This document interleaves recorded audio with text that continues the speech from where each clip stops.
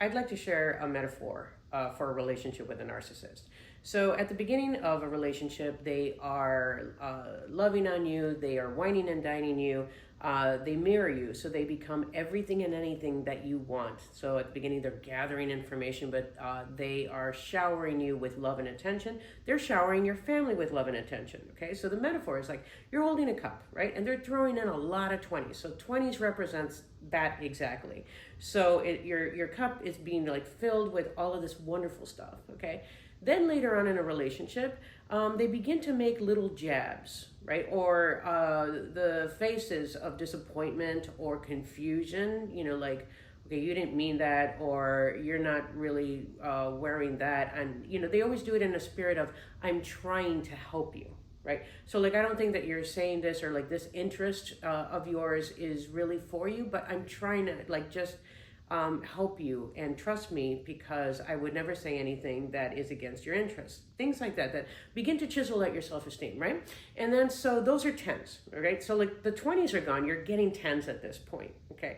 So afterwards, you're gonna get more jabs and more criticisms. Like, you're wondering what you can say or do to please them. You're hoping that they don't show up in a bad mood. That your emotions are determined by their emotions, and they begin to isolate you from your family and friends.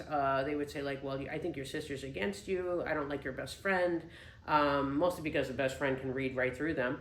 And so your life is beginning to get very miserable. But from time to time, you're going to get a 10. You're going to get a compliment, the hug. I want us to work out. And like, our relationship means everything to me. So when you're at that point at 5s, receiving a 10 appears, it feels like a 20, but it's not. So then later on, you get the full-blown abuse. Nothing you say and do is right. Their self-centeredness is on full display. You're probably completely isolated from your family and friends at this point, and you're just taking the abuse over and over. But from time to time, you'll get a 5, something nice, and then you're like, he or she is back at that point.